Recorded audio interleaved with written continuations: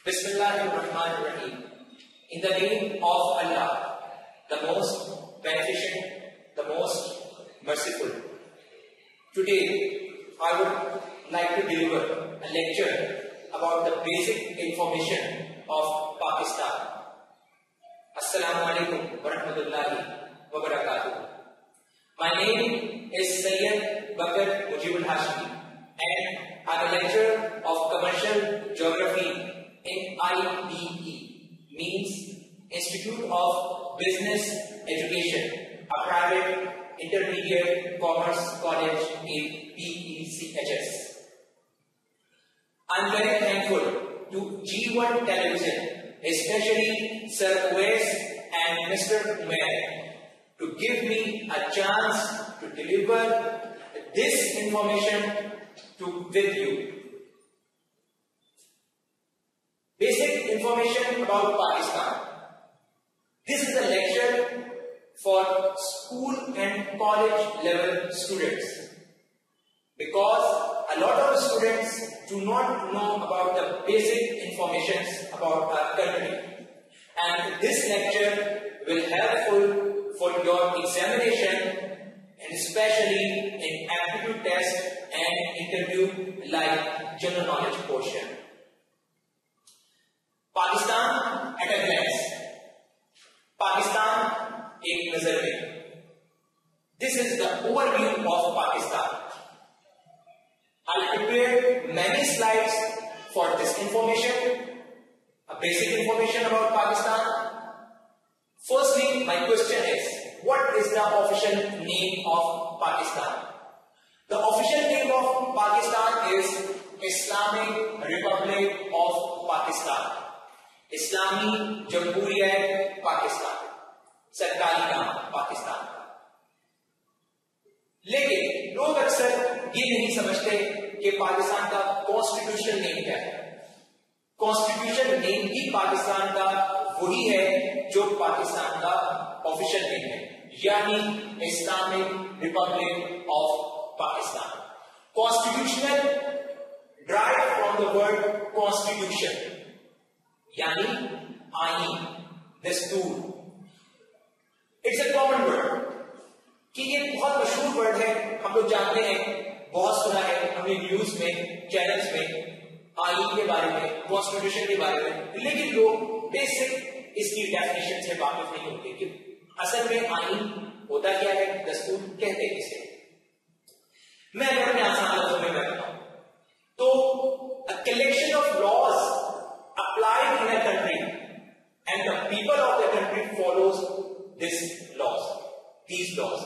यानी बहुत सारे कानून का मजमूआ हो और उसको एक मुल्क पे अप्लाई कर दिया जाए और वहां के लोग उस कानून को फॉलो करें, तो वो उस मुल्क का कॉन्स्टिट्यूशन होता है, यानी आईन होता है. इसको मुख्तलिफ तरीकों से रिप्रेजेंट किया जाता है, यानी represent by the number of articles. Article 144, article 258B, article 63G. ये कुछ मशहूर आर्टिकल्स हैं जो शायद आपने न्यूज चैनल्स वगैरह में सुने होंगे. ये शो करता है कॉन्स्टिट्यूशन. फॉर एग्जाम्पल, मैं वापस आऊं अपने टॉपिक पर कि official and constitution name of Pakistan जो है इस्लामिक रिपब्लिक ऑफ पाकिस्तान है. इसके बाद मैं बात करूं father of nation. Father of nation यानी बाबाए कौम, कायद-ए-आज़म मोहम्मद अली जिन्ना, as also called the founder of Pakistan. इनको बानिए पाकिस्तान भी कहा जाता है. मोहम्मद अली जिन्ना इनका नाम, कायद-ए-आज़म भी इनको खिताब किया गया, और ये इनको जो खिताब दिया गया है ये अवाम की जानिब से दिया गया था जब 1938 का ऑल इंडिया मुस्लिम लीग का सालाना इजलास पटना में हुआ था. The annual session of All India Muslim League was held in Patna. वहां पर कायद-ए-आज़म को सबसे पहले, यानी मोहम्मद अली जिन्ना को सबसे पहले कायद-ए-आज़म कहा गया. कि ये सवाल भी आपसे पूछा जा सकता है कि when Mohammad Ali Jinnah was given the title of Quaid-e-Azam, तो उसका जवाब है 1938, the 26th annual session of All India Muslim League. Father of nation Quaid e Azam Mohammad Ali Jinnah. अच्छा, अब इसमें भी बहुत सारे सवाल आ जाते हैं, मैं इसमें भी थोड़ी सी वजाहत करता चलूं. कायद-ए-आज़म का खिताब जिन्होंने उनको दिया था उनका नाम था मियां फिरोजुद्दीन, जिन्होंने मोहम्मद अली जिन्ना को कायदे आज़म कहा। ये बहुत कम लोग के बात जानते हैं। इसी तरीके से कायदे आज़म को बाबाए कौम का खिताब जिसने दिया वो थे काजी मोहम्मद अकबर। ये बात भी लोग बहुत कम जानते हैं। दोहरा दूं, याद रखिएगा कि मोहम्मद अली जिन्ना को कायदे आज़म का खिताब मियां फिरोजुद्दीन ने दिया और मोहम्मद अली जिन्ना को बाबाए कौम का खिताब काजी मोहम्मद अकबर ने दिया। आगे चलते हैं। नेशनल पोएट यानी कौमी शायर। पाकिस्तान के कौमी शायर डिक्लेयर किया गया सर डॉक्टर मोहम्मद अल्लामा इकबाल।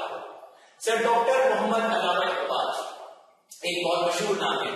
बहुत सारे इनके टाइटल्स हैं, जिनमें से एक टाइटल आपको यहां लिखा हुआ नजर आ रहा है सर।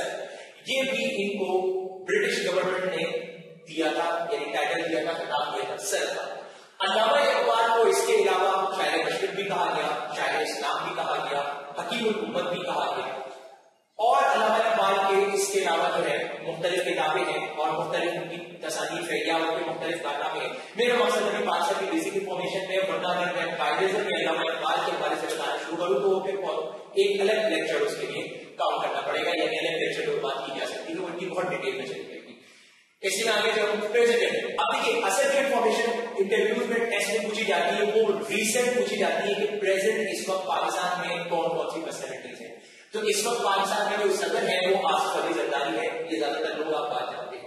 देखिए इसमें जो इन्फॉर्मेशन मैं आपसे शेयर कर रहा हूं तो कुछ इन्फॉर्मेशन ऐसी है कि जो आप जानते हैं, लेकिन कुछ ऐसी है जो बहुत कम लोग जानते हैं। तो मेरा मकसद सबसे आगे है प्राइम मिनिस्टर है, प्राइम मिनिस्टर राजा परवेज अशरफ।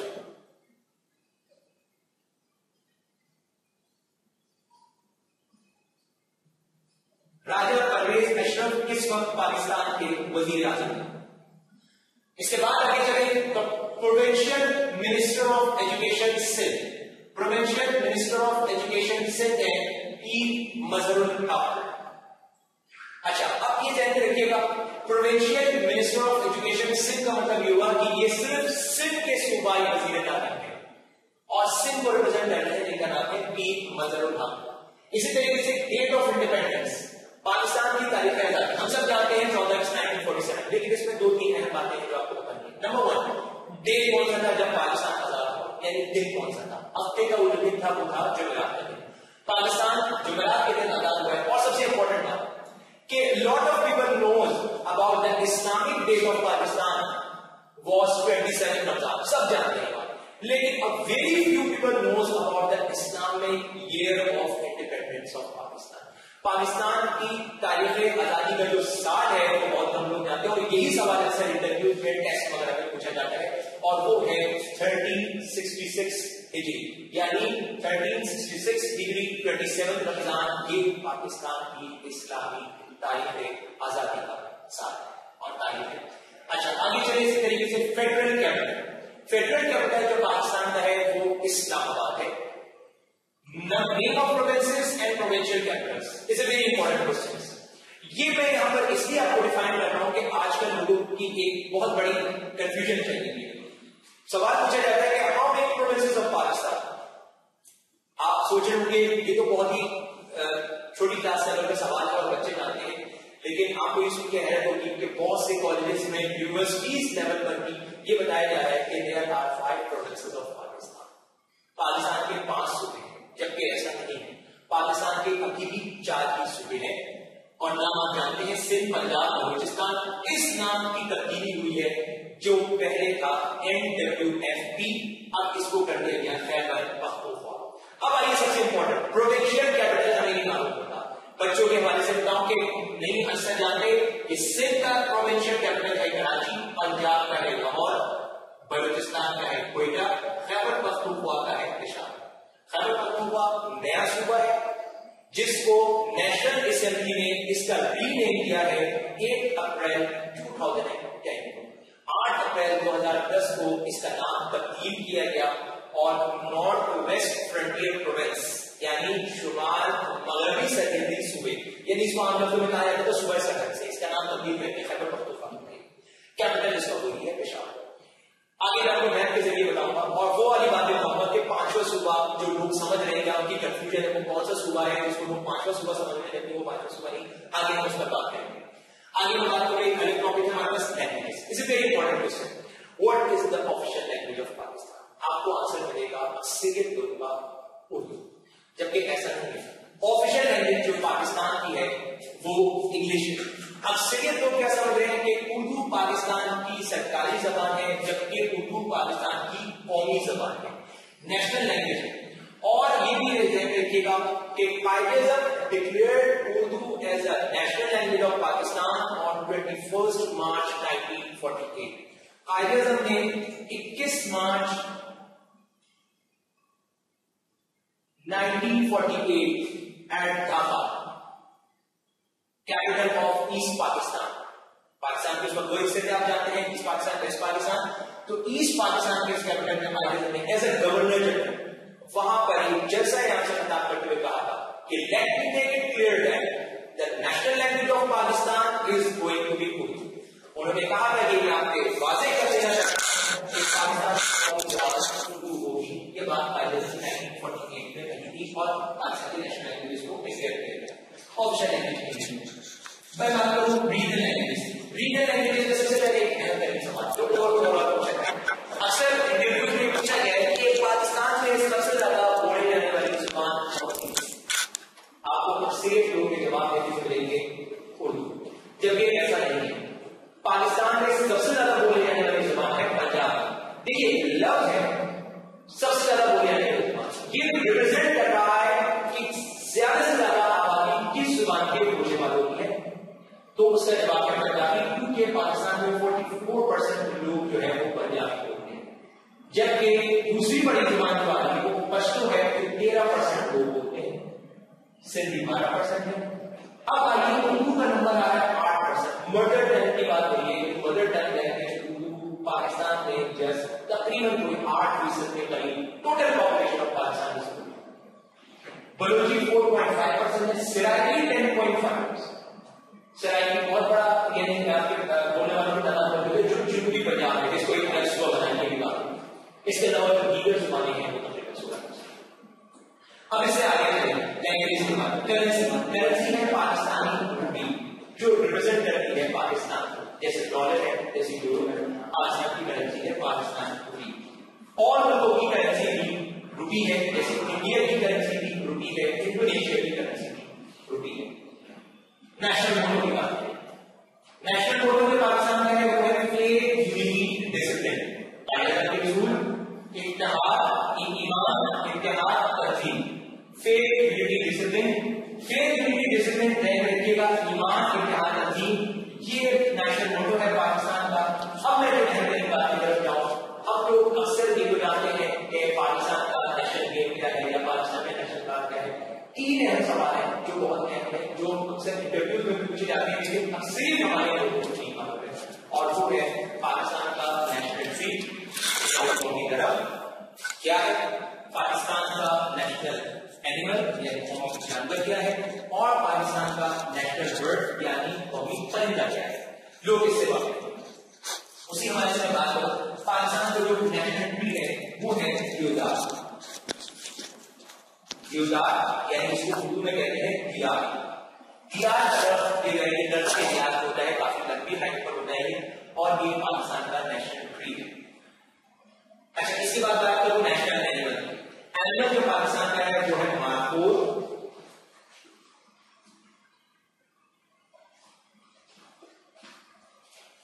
एक किस्म का जंगली बकरा यानी अकानी डॉग वाइट। ये भी नजर ध्यान होता है, ज्यादातर इसकी जो है नस्ल जो है वो चट्टान में पाकिस्तान के इलाके में, और ये पाकिस्तान का नेशनल एनिमल है markhor, the kind of white.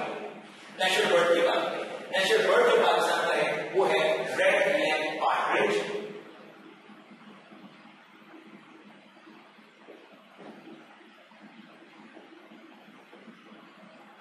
यानी इसको आसान लफ्जों में उर्दू में कहा जाता है चकोर।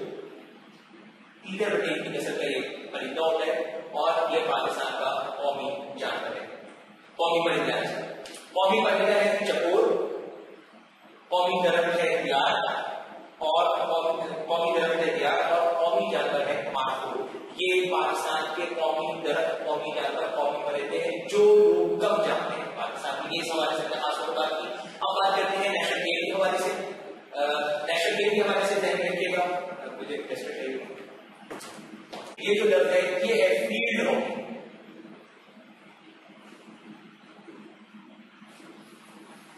फील्ड हॉकी पाकिस्तान का कौमी खेल है, क्योंकि आइस हॉकी भी खेली जाती है, इसलिए असल जो लफ्ज वो सही है वो है field hockey, is the national game of Pakistan.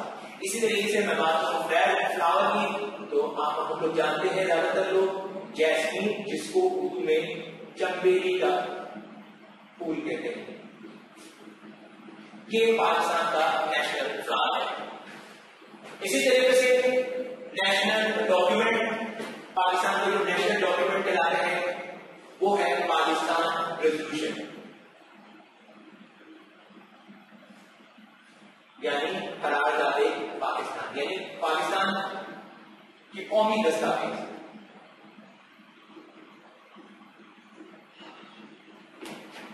करारदादे Pakistan, करारदादे Pakistan का पुराना नाम भी ध्यान रखिएगा, इसको पहले कहा जाता था लाहौर रेजोल्यूशन।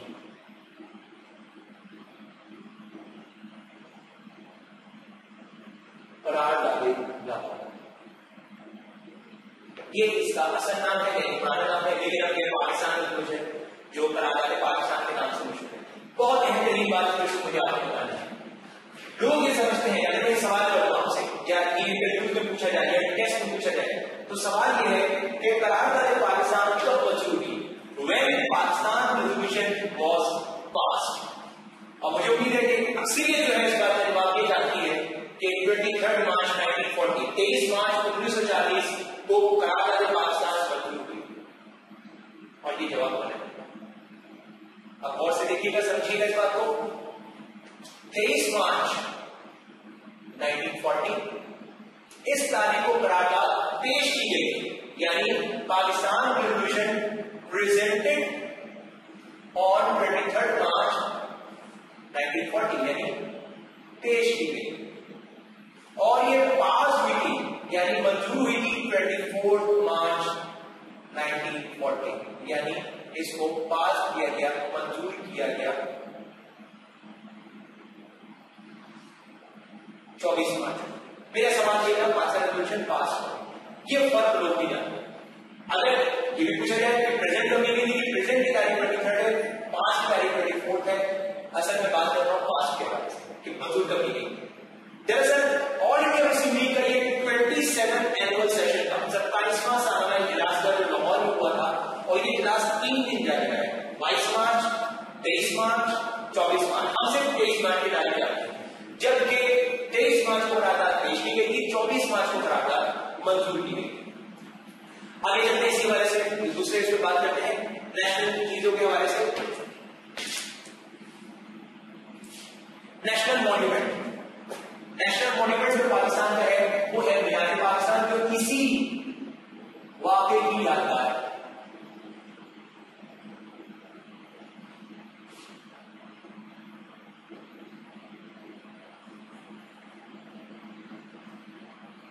मीनार पाकिस्तान जो लाहौर में तामीर किया गया, ये इसी वाक़े की यादगार है, यानी जब करारदाद पाकिस्तान मंजूर की गई थी 1940 में, तो इसी की यादगार में ये इमारत बनाई गई, जिसको कहा गया नेशनल मॉन्यूमेंट, यानी कि पाकिस्तान की कौमी यादगार है, इसको दर्जा दिया गया।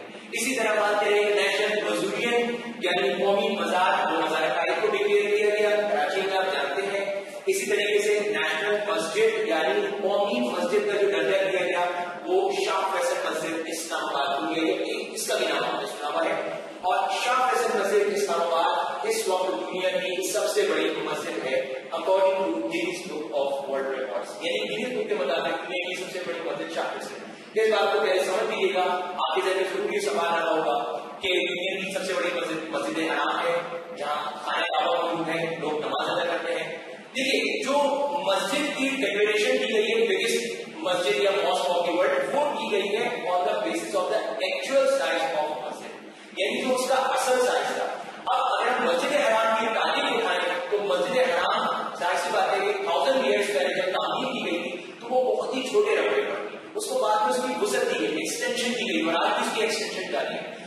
इसीलिए इस बुनियाद पर जब देखा गया तो इस वक्त शाह फैसल मस्जिद जो है वो ओरिजिनल अपने साइज के हिसाब से दुनिया की सबसे बड़ी मस्जिद जिसको डिक्लेयर किया गया according to Guinness book of world records. और गिनीज ने सबसे पहले 1992 में इसको शामिल किया और अब तक इसको कंसीडर किया है उन्होंने दुनिया की सबसे बड़ी मस्जिद शाह फैसल एक और बात, what is the difference between federal and provincial, जिस बात में मैं जिक्र कर रहा था कि अक्सर बच्चे इस चीज से भी थोड़ा सा कंफ्यूज होते हैं। फेडरल उर्दू में कहते हैं वफा, प्रोविंशियल इसको कहते हैं सूबाई। Federal represent whole of the country, पूरे मुल्क को रिप्रेजेंट करता है वफा। Provincial represent a particular province, एक खास सूबे को रिप्रेजेंट कर रहा है प्रोविंशियल। जैसे मैंने अभी बात की फेडरल कैपिटल इस्लामाबाद, इस्लामाबाद पूरे पाकिस्तान का कैपिटल है। अगर मैं सिर्फ पूछूं पेशावर, तो इसका मतलब है कि पेशावर सिर्फ सूबा या खैबर पख्तूनख्वा का कैपिटल है, यानी खैबर पख्तूनख्वा प्रोविंस का जो प्रोविंशियल कैपिटल है वो है पेशावर। इसके बाद हम आगे चलेंगे। इसके बाद मैं आपको नेक्स्ट स्लाइड के हवाले से बात करूं, वो पाकिस्तान के बैन के हवाले से इंपॉर्टेंट है, क्योंकि हमें पाकिस्तान के बैन में कुछ चीजें नहीं मालूम होती है जिसको बयान करना बहुत जरूरी है।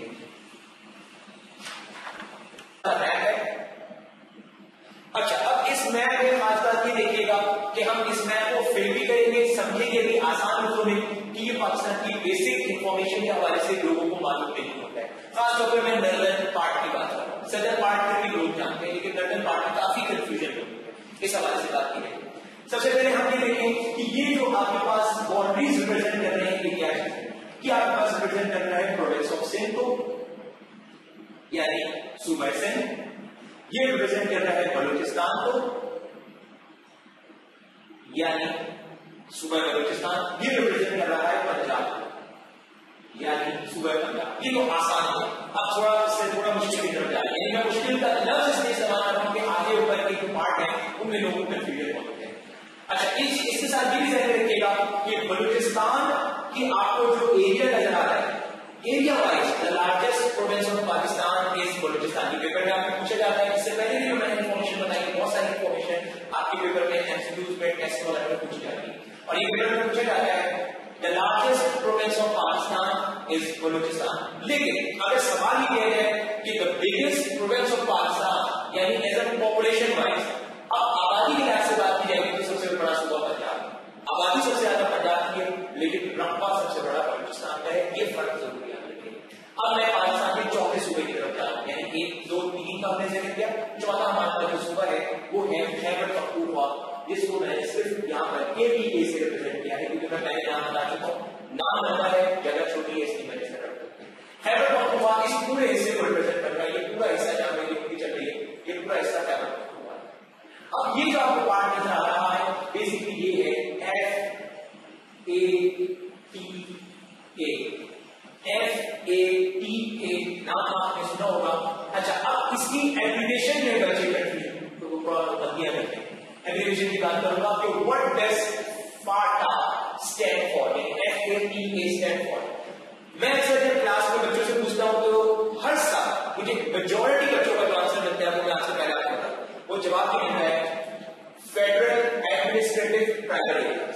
यानी अक्सर बच्चे जवाब ये देते हैं फेडरल एडमिनिस्ट्रेटिव ट्राइबल एरिया। गलत, ये सही है, ट्राइबल एरिया सही है, पहले दो रुपये गलत। अब उस गलती को हम करें, यहां पे ये लफ्ज फेडरल नहीं है, ये लफ्ज है फेडरली। दूसरा लफ्ज इसमें आ रहा है एडमिनिस्ट्रेटिव नहीं है, ये लफ्ज है एडमिनिस्ट्रेट। स्पेलिंग को सही से देख लीजिएगा। तीसरा आपके पास आ रहा है ट्राइबल, ये तकरीबन सही बता देते हैं, एरियाज का लफ्ज भी सही बता देते हैं। असल में बात कर रहा था F और A की, इसकी गलतफहमी आप लोग जरा दूर कर लीजिए। Federally administrated tribal areas. इसके बाद अगर हम आगे चलें तो हमारे पास असल ये हिस्सा आ रहा है। ये हिस्सा क्या है, इसको पहले कहा जाता था नॉर्दर्न एरियाज, पुराना नाम, मैं जानबूझ के रखिए, जिसको हम उर्दू में कह सकते हैं शुमाली इलाका। शुमाली इलाका इसको कहा जाता है नॉर्दर्न एरियाज, लेकिन अब ये नाम चेंज हुआ है।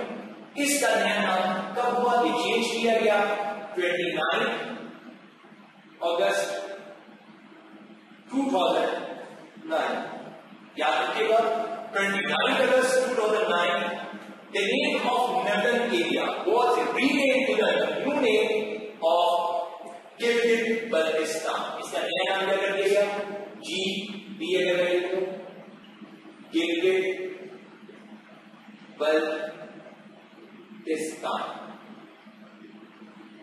अच्छा, इसमें भी बच्चे समझते बल्तिस्तान है, डी नहीं है, टी है,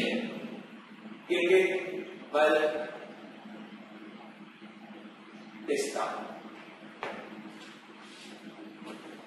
नया नंबर मैं लिख देता हूं, यानी इसको हम कहने देंगे Baltistan.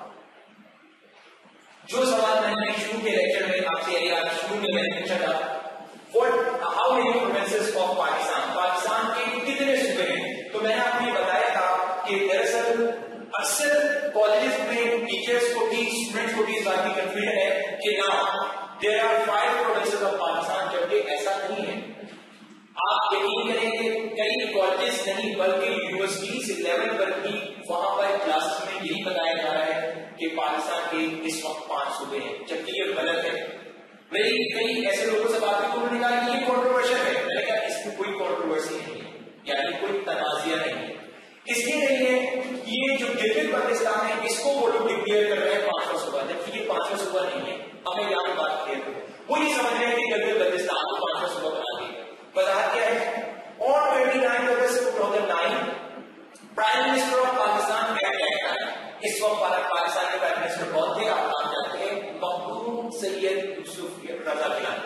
Makhdoom Syed Yousuf Raza Gilani declared Gilgit Baltistan, gave the provincial autonomy of this area।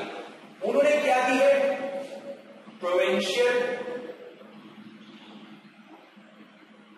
Autonomy, जिसको उर्दू में कहते हैं सूबाई खुद मुख्तारी। यानी वजीर आज़म पाकिस्तान ने गिलगित बल्तिस्तान को सूबाई खुद मुख्तारी दी। Prime minister of Pakistan Makhdoom Syed Yousuf Raza Gilani gave the provincial autonomy to this area। इसकी वजह से लोग समझते हैं कि ये पाकिस्तान का 5वां सूबा बना दिया है, जबकि ऐसा नहीं है, क्योंकि यूसुफ रज़ा गिलानी की पूरी स्टेटमेंट लोगों ने सही से सुनी है नहीं है, याद रखी है।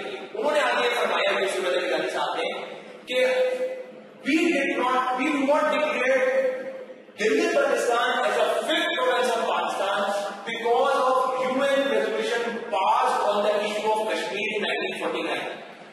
मसले कश्मीर पर जो अक़वाम मुत्तहिदा की करारदाद मंजूर हुई है उसके मुताबिक हम इस इलाके को पाकिस्तान का 5वां सूबा करार नहीं दे सकते। ये बात उन्होंने वाज़ेह कर दी, इसलिए कि Gilgit Baltistan was also the part of Kashmir, ये भी पार्ट ऑफ कश्मीर रहा है। पाकिस्तान में इस इलाके पर कंट्रोल जरूर है, लेकिन पाकिस्तान ने इसको 5वां सूबा नहीं बनाया। एक बात। दूसरी बात यह है, पाकिस्तान की 4 सूबे अभी हैं। हर 4 सूबों में जो 2 बड़े ओहदे हैं वो हैं चीफ मिनिस्टर एंड गवर्नर। 2 बड़े ओहदे कौन से हैं हर सूबे में, chief minister and governor. Sindh के भी चीफ मिनिस्टर है, गवर्नर है। पंजाब की भी चीफ मिनिस्टर है, गवर्नर है। इसी तरह बलूचिस्तान की भी चीफ मिनिस्टर है, गवर्नर है। खैबर पख्तूनख्वा की भी चीफ मिनिस्टर है, गवर्नर है। गिलगित बल्तिस्तान के भी चीफ मिनिस्टर है और गवर्नर है। यही वजह है कि लोग समझते हैं कि ये 5वां सूबा है, जबकि ऐसा नहीं है। मैं से रिपीट कर रहा हूं कि यूसुफ रज़ा गिलानी ने इस इलाके को प्रोविंशियल ऑटोनॉमी जरूर दी, लेकिन 5वां सूबा इसलिए डिक्लेयर नहीं किया because of UN resolution passed in 1949 on the issue of Kashmir. Kashmir के इशू की वजह से उन्होंने बताया कि इसको 5वां सूबा डिक्लेयर नहीं कर सकते। इस सूबे का भी यानी इस इलाके का भी चीफ मिनिस्टर और गवर्नर है गिलगित बल्तिस्तान का, लेकिन वो पाकिस्तान का 5वां सूबा नहीं है। ये बात यहाँ पे वाज़ेह करने की। अब आइए अगले पार्ट की तरफ चलते हैं। ये जो हमें नजर आ रहा है, ये यहाँ पर जो पार्ट नजर आ रहा है इसको कहा जाता है AJK,